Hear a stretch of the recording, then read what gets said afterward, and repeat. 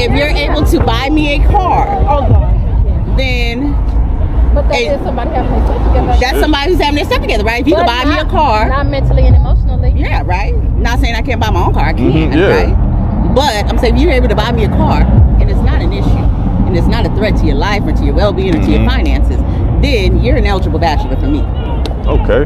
All right. What type of? We talking like Chrysler? You know, a little Honda? No, we're talking about a luxury vehicle. Luxury. All right. Yes, Damn. we're past that, honey. I'm grown. If I buy A luxury vehicle, huh? Man, you can't make this stuff up at all, can you? You're a morbidly obese woman.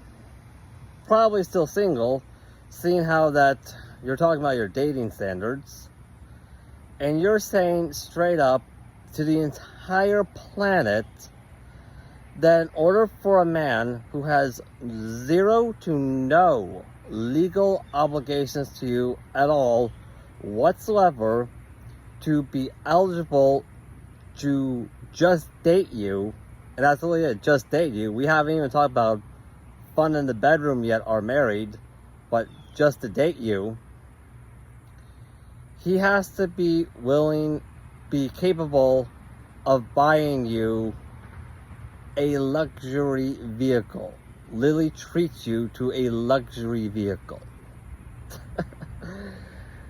Wow. I think you just answered the question, madam, of why 80% of the nation's debt is owned by Western women, or modern Western women. You clearly have no understanding of the value of money. You clearly don't. If a man ever tries to use the argument on you that women were built to create babies, ask him about menopause. There's only... Madam, I don't think you know what menopause even is. Which is not that surprising, due to the fact that the feminist movement teaches women at a very young age to just flat out reject biology and neurology instead of work with it. For example, the neurological difference between a woman's brain and a man's brain, one of many, is that woman's brain is neurologically built to be a lot more emotional than a man's brain is.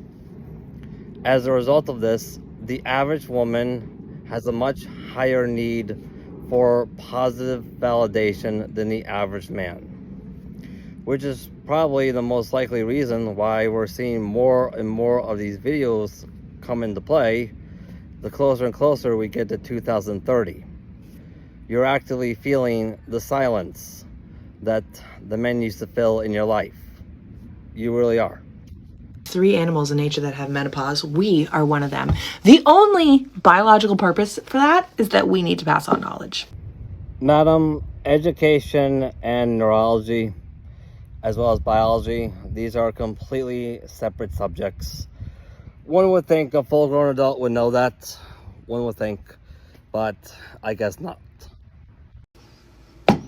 Men can keep producing sperm until they die, i.e., you guys were actually born just to procreate, not us. That's your purpose, not ours. We get to choose.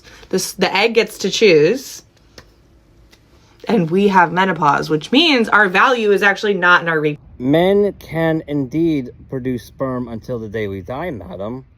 Men are also the ones who built your houses, we built your buildings, we paved your roads, we managed your sewer system. We also invented democracy, so we gave you your voting rights as well. And if your argument is that you're going to withhold eggs from us, well, we can get away from overseas very easily and produce babies that way. So what leverage are you claiming you said you have again over men? What was it again? Large-scale oppression of women wouldn't be possible without the complicity of the men around us. In order for there to actually be large-scale oppression of women, madam, something in the system would have to exist that would stop the average woman from doing whatever it is she wants that's not biologically related. So, do you mind telling us all what that is assuming that your large-scale oppression actually does exist? Like, it does exist, right? Or does it?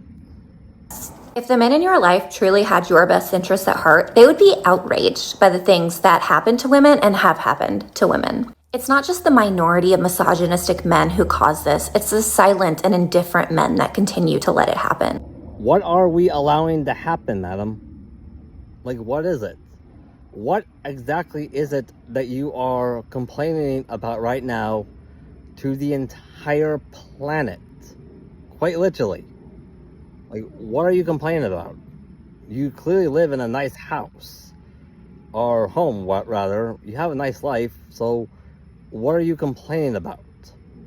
Like, what is it? A man who had your best interests at heart would stand up for your rights, speak out against injustice, and hold other men accountable. We do hold our fellow men accountable, madam. And I know this because every time one of you ladies cry victim, you always expect a man to come to your rescue. And I know this because that's one of the feminist tactics, where you're very quick to start a fight with a man, but you never finish it yourself. You never do. You always expect another man to finish your battles for you. That's literally what you do.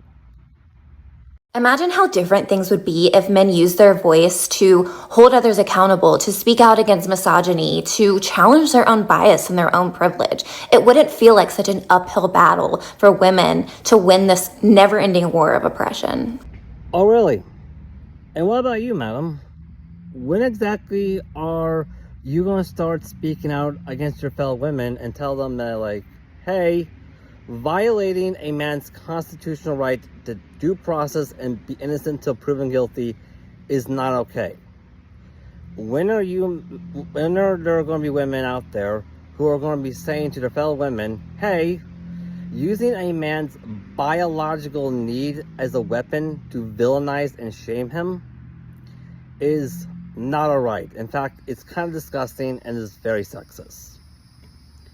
I'm asking this because I've been around for a while now and I have yet to see a single woman do that.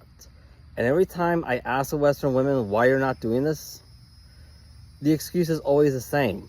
I don't feel comfortable doing it. Well, what exactly would you feel comfortable with? I think that's a question you should ask.